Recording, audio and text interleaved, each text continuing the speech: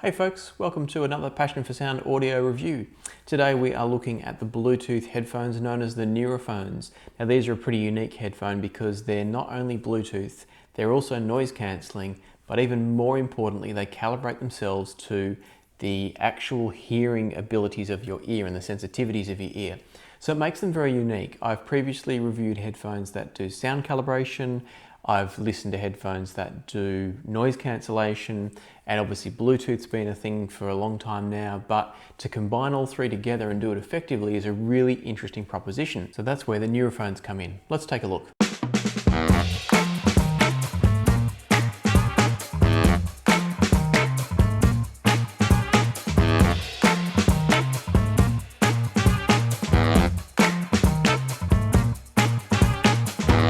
Start with a bit of a story about these. I was not convinced I was going to like them. I toyed around with buying a pair, then I thought no. I reached out to Nuraphone, they weren't interested in reviews at the time. Anyway, long story short, I eventually listened to a pair. I really was interested in what I heard and decided to buy these with my own money. So they're not a review sample, they're something I've actually purchased, as much of what's on this channel is. And I've got to say that they're one of the most interesting audio products I've come across in a long time. They're not perfect, but they're really interesting and definitely worth checking out. So let's get into the review.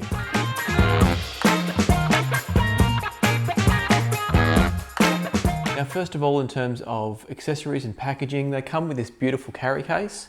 It's a really nice hard case that's about as compact as you could make it for these sorts of headphones. It's got a magnetic clasp. It folds open very simply and the headphones sit inside. Now, one of the things I love about this is that there's also a magnetized little container, which is where the cable sits and the changeable ear tips, which I'll talk about in just a moment. And it's just really nice and simple. It's silicone, the actual case itself. It's got a magnet in the base and it just pops in there and sticks, which means when you're moving around, you don't have to worry about it falling out of the case. It's going to stay there no matter what. Now that's basically all the accessories you get, and it's all the accessories you really need. There's a charging cable in there. It does have a proprietary plug, so it's a USB socket on one end and a proprietary plug that fits into this little hole on the other, and I'll show you an image on the screen. It's a shame it's proprietary, but it's not the end of the world because you're not going to be using the cable for very many things, and they're pretty well priced. It's $30 for the different cables. Now while we're talking cables, you can buy a 3.5mm cable so you can plug it directly into your phone or an amplifier or something. You can also buy a Lightning or USB-C type plug so you can plug it directly into a smartphone and listen from there. And obviously it comes with the USB-A cable that I just mentioned. So we've got everything that we really need in terms of the accessories. I did mention the tips that come with it. There are small, medium and large tips provided, and I'll talk about how those get used and where those get used in just a moment. But first, just to wrap up, I think accessory wise, these are spot on. They've got everything you need, nothing that you don't. The case is great quality. The only complaint I could really make is it's a bit bulky when I put it in my bag to take it to and from work. But the fact that I've actually put up with that and continued to carry them to and from work means that they're doing something right as a headphone. I've had other options similar to these in the past, so when I say similar, portable headphones in the past, that I've just chosen not to carry after a while and gone back to the nice compact in-ear monitors. But these have stayed with me for some of the reasons I'm going to talk about now.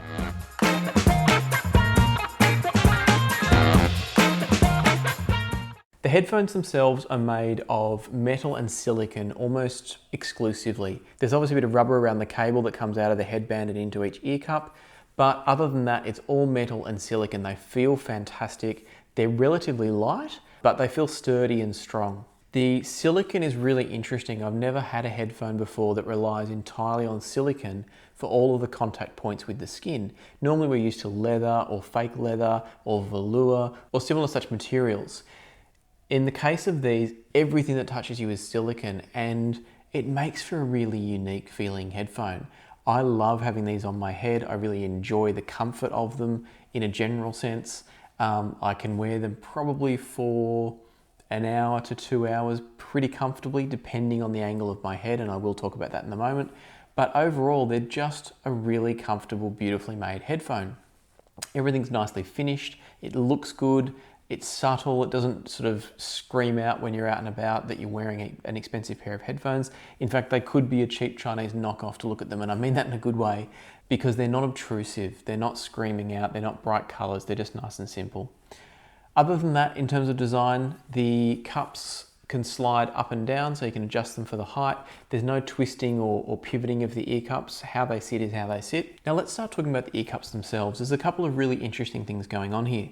First of all, on the outside of each ear cup is this little button. And I say button, it looks like it's just part of the mechanism for holding the ear cup in place, but it is actually a touch sensitive button. So on each side, these touch sensitive buttons can be used for two functions, a single touch and a double touch. And you can map that all through the app that comes with the headphones or that you download for the headphones. And it allows for some really simple control, limited control admittedly, but nice and simple control. The buttons are responsive. Once you get used to the timing, you very rarely make a mistake with them. I think the worst thing I've found is that if you do happen to brush past it, it's very easy to trigger it, but it's not often that you're putting your hands around your head when you're listening to headphones, at least not accidentally. The other thing that's interesting with the ear cups is on the inside. These headphones are quite different to most other headphones on the market because they've actually got a twin driver system going on. Now these aren't the first to use that, but the way they do it is very different. So what's going on here is that the large section of the cup, where we would normally think of a bass driver going, is a bass driver, but it's working differently.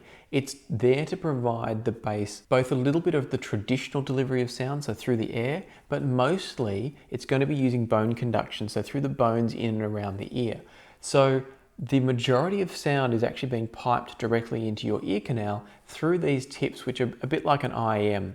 So there's a driver sitting inside each of these tips that does the mid through treble, and then the bass, as I mentioned, is then delivered from the larger driver, but mostly through bone conduction. So it's quite a unique design, and it leads to some really fantastic features, which I'll talk about when we get to the sound quality. Now, you might be like me and you see these protruding tips here and think, gee, is that going to be comfortable? I'm not sure I'm going to like that. I was really not convinced I was going to find these comfortable. I didn't think I liked the idea of having something sticking in my ear when I was wearing a headphone. But I must admit that when I tried them out, I was surprised at how easily you forget that you've got something sitting in your ear. It's not that you can't feel it in your ear if you stop and think. You suddenly go, oh yeah, that's right, there's something in my ear. It's not as though they completely disappear in that sense, but they're certainly not intrusive or uncomfortable in a general sense. The only issue I've had with these protruding tips is if I'm actually looking down as I listen to them. So you can see from the way they're set up there that if your head's tilted forward, there's a little bit of weight from the headphones that can actually put pressure on those tips. And so what I've found is if I've been sitting on a plane or a train, listening to music and with my head down reading a book, I do find that more quickly I can start to feel some pressure and some discomfort. So that's probably my one caveat with the comfort on these. In a normal listening position, if you're walking, if you're wandering around the house, if you're sitting with your head up on a plane or a train, they're fantastic. But if you're spending a lot of time with your head down, you may tend to find that you start to feel these in your ears a little bit. Having said that, it's also going to depend on the sensitivity of your ears. I tend to be a little bit sensitive to things in my ears. Even my in-ear monitors, my IEMs, I occasionally need to adjust even though they're customs. So that's probably a sign that I'm slightly more sensitive and you might be fine with it. But just do be aware of that if that's something you tend to do, is have them on looking down all the time. So while we're talking design, something else I'd like to talk about is the battery life. We can't obviously see the battery there, we know it's in there somewhere, but it's a key part of the design when we're talking about Bluetooth headphones. So the battery life on these is nothing short of astounding. I can use them day in, day out, and maybe over the course of a week, I lose 30 to 40% of their charge. So they're incredibly good at their long-term power. They charge very quickly as well. So it's really a no-fuss pair of Bluetooth headphones to own in the sense that you don't have to constantly be charging them. Every now and again, I just pull out the USB cable, plug it into the computer while I'm listening, and then it's charged and ready to go again on the train or the plane or at home, wherever I wanted to use it. So they really are exceptional for battery life. I've been absolutely blown away by that side of it. One of the things that helps with the battery life is the fact that the headphones switch themselves off and on automatically. So there's a sensor built in there somewhere so that when you actually pick the headphones up, spread them out and put them on your head, they register that they're being used and then they switch themselves on. Likewise, when you take them off your head and you put them down, they quickly register they're no longer being used and switch off. And the timing seems to be just about right. They don't switch themselves on too quickly so that they're falsely switching on too often, and they also don't switch themselves off super fast. So if you take them off your head just to adjust something and put them straight back on, they'll still be going. So it's not as though they're super quick and disrupting your listening, but they get it just right to also save the battery.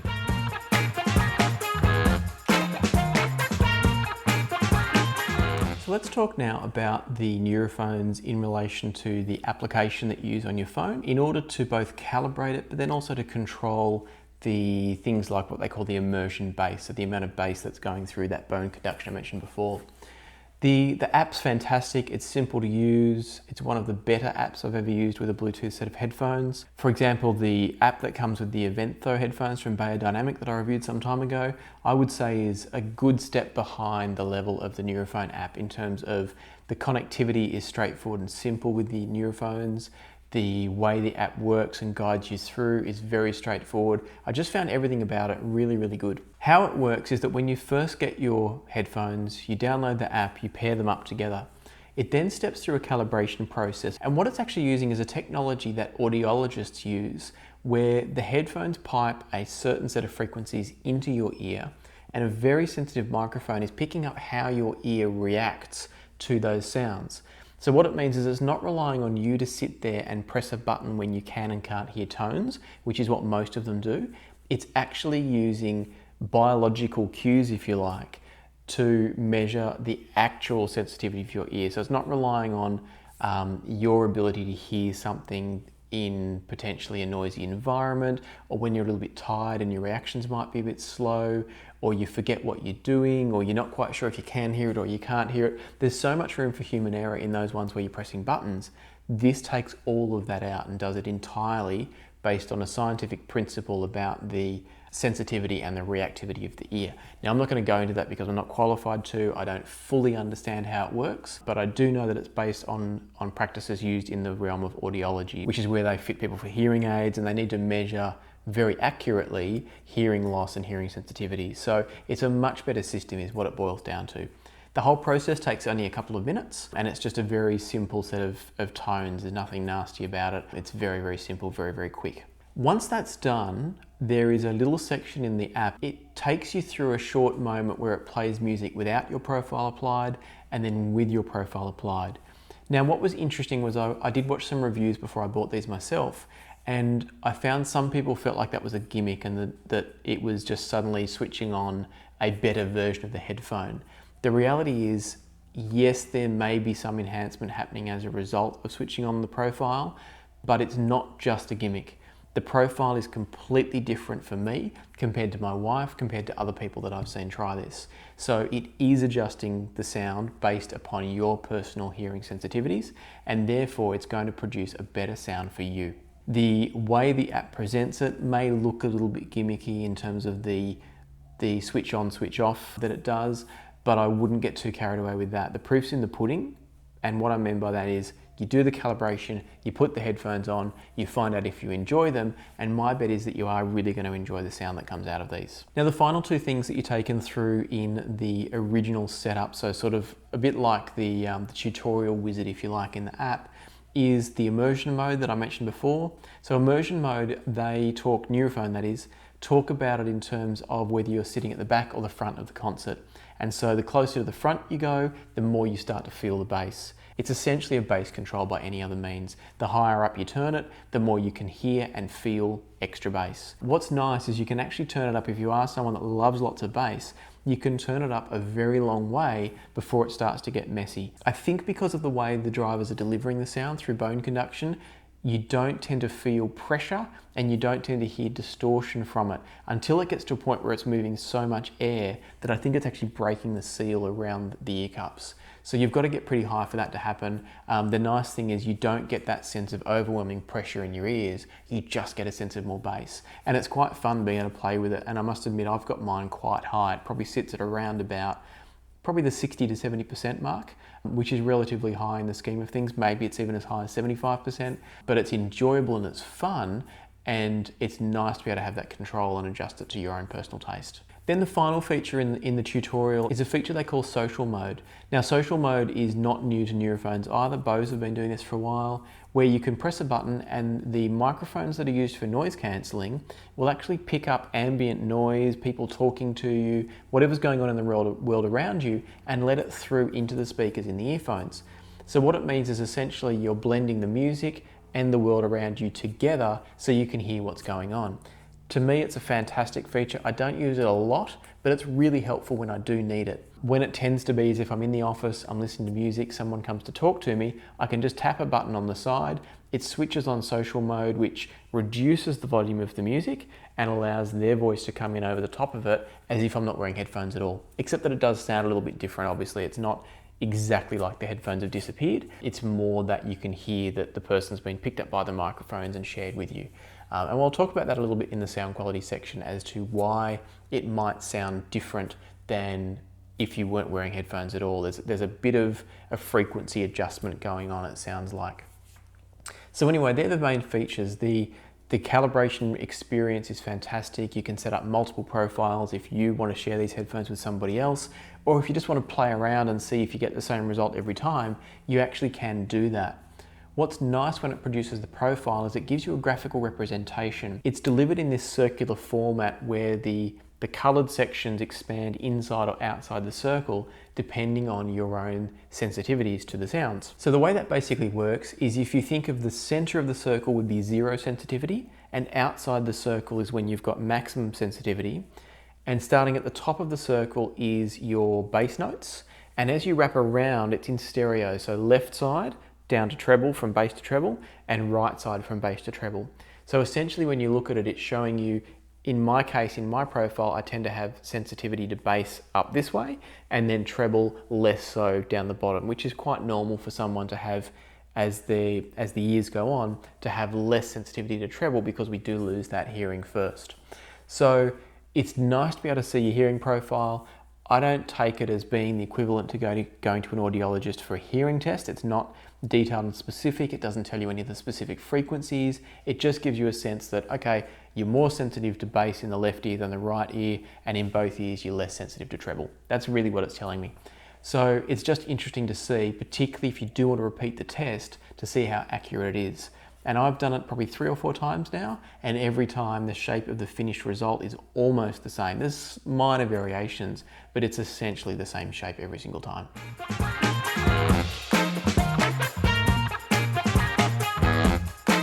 So with all this calibration, with all this technology and different ways of delivering the sound through the ear canal, through conduction, through the bone, the end result is how do they sound? I'd describe them as a really fun and engaging headphone.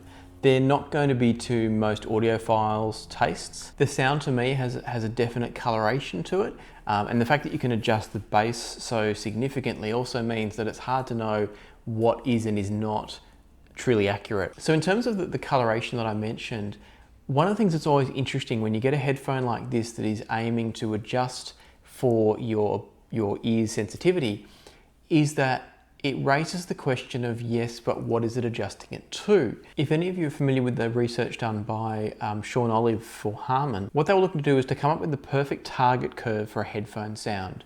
And what that's all about is that a headphone should not be a perfectly flat response. It shouldn't produce every single frequency at the same level from bass through to treble. What they found was that there's certainly a beneficial curve where there's a boost in the bass and then it drops away towards the treble. So that research provided manufacturers with a target curve where they could tune their headphones to match them to what people find the most appealing. And it's generally the most appealing based on what a good pair of speakers standing in a room would sound like. When I listen to the Nuraphones, what I'm hearing is that they haven't tuned to the target curve. And that's not necessarily a bad thing. The target curve is not the only good sounding tuning of a headphone that there has ever been. It's just what Sean Olive and Harman found to be preferable. So when I listened to the Nuraphones after calibrating them, what I noticed was that there was a little bit of enhancement in probably the upper mids or lower treble, and it makes the headphones sound a little bit more detailed than perhaps they are, and it certainly means the sound has a certain tonality to it that I wouldn't describe as truly accurate. It's not sounding like a truly natural and authentic representation of the music. But I don't mean that in a bad way. It's part of what makes them so fun and engaging, even though it may not be 100% accurate and true to life. It's just a little bit tweaked. As I mentioned before, add to that the bass slider, and all of a sudden there's no way you could think of these as being an accurate, neutral, completely transparent headphone. They're simply not, and they're not meant to be either. What they are instead is incredibly enjoyable, incredibly engaging, and very customizable as well. With that bass slider, you can take them all the way back to being very, very lean sounding if you like your treble and you don't like too much bass, or you can make them an absolute bass head's delight. So there's lots of flexibility and the sound is really enjoyable. One of the things I specifically noticed about the sound is the quality it brings to the treble. There's a certain sparkliness to the treble, but not a harshness. It's very, very well produced. And you definitely tend to hear things like cymbals have a ring to them and a clarity to them that you don't often get on headphones. And I would put some of that down to the fact that it is making up for the deficiencies of our natural hearing, and therefore it's making up for things that other headphones we're maybe not hearing because it's at a normal level, and this is just boosting it up to get past our own hearing loss and sensitivities. So I really like the presentation of the treble.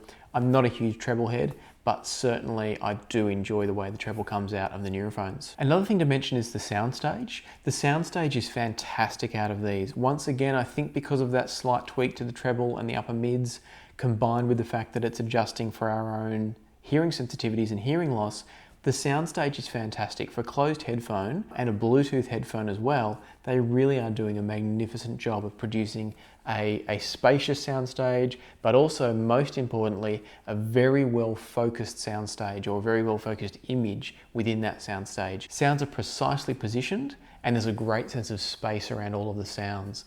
So all in all, I just think they get so much right with the sound. And if you're happy to have a slight coloration to your audio, I think they're just magic. It's worth talking about Bluetooth at this point as well. I, for a long time, have not been a fan of Bluetooth. It's a trade-off in terms of sound quality, or at least it has been for a very long time. But I've got to say that the advancements in Bluetooth over the last few years, bringing in AptX-HD and allowing it to essentially be a lossless format, has really led to a headphone like the Nuraphone being able to actually replace top quality headphones and earphones that used to require cables. It's not going to quite match them if you're doing A/B tests between the two, but I must say the convenience of the Nuraphones has me reaching for them 9 times out of 10 compared to having to get out a cabled set of IEMs or a cabled set of headphones. It's just so nice to have nothing in the way that I'm going to catch on or that's going to restrict movement. So for me, the Bluetooth quality is so close to the cabled quality with these that it might as well be a cabled headphone in terms of sound quality. Speaking of that, I should mention that you can use these as cabled. I've already touched on the cables that are available, but in doing so, what you're doing is you're keeping the profile, and that's great because some headphones like the Beyerdynamic Event though, when you plug them in, you lose your hearing profile and it just becomes a headphone. With the Nuraphones, it keeps the profile. What it will do though is you will lose the microphone functionality, and you'll also lose the ability to switch social mode on and off. If it was on when you plugged them in, it stays on. If it was off when you plugged it in, it stays off. So just keep that in mind if you are plugging them in. So to wrap all this up, the Nuraphones sell in Australia for about $499, and that puts them at about $100 more than the Bose or the Sony equivalents. Now I say equivalents in the sense of noise cancelling Bluetooth headphones. So for that extra $100, what you're actually getting is the full sound calibration that I just spoke about. And for me, that makes it absolutely worth spending the extra. Although having said that, you do occasionally see these on special, and generally they're about $100 off, so you'll get them in that sort of $400 or a little bit below range. So for me, I would buy these every single time over and above the Bose or the Sony, purely because of the extra functionality of the sound calibration. It's not to say they sound better than the Sonys or the Bose. I can't put them side by side because I don't have them here, so I'm not going to comment on side-by-side comparisons. All I know is that I love the fact that they calibrate, and I also love the fact that they have the ability to adjust the sound so effectively. So in short, if you're looking for a pair of Bluetooth noise cancelling headphones, you should absolutely take a look at the Nuraphones. If you're in Australia, I've noticed that they're popping up within major shopping centres. They've actually got listening booths where you can go and try them out. And that's a fantastic thing to do with these, particularly because of those ear tips in the ear. It's really important that you actually enjoy and are comfortable with the feeling of them on your head. I think sound-wise, I would expect almost everybody would enjoy their sound. So it's really about checking the comfort before you put them on, because they're not a traditional normal headphone. Other than that though, they are absolutely fantastic, and I would highly recommend them to anybody that's looking at purchasing a headphone in this category. If that's you, I've also put a link down in the description below that is an affiliate link. Clicking on that allows you to buy them at no extra cost, but it provides a little bit of income back to this channel, and it really helps to produce more reviews like this one. As always, I hope you've enjoyed this review. If you have, please subscribe, hit the like button, and we'll look forward to seeing you next time here on Passion for Sound.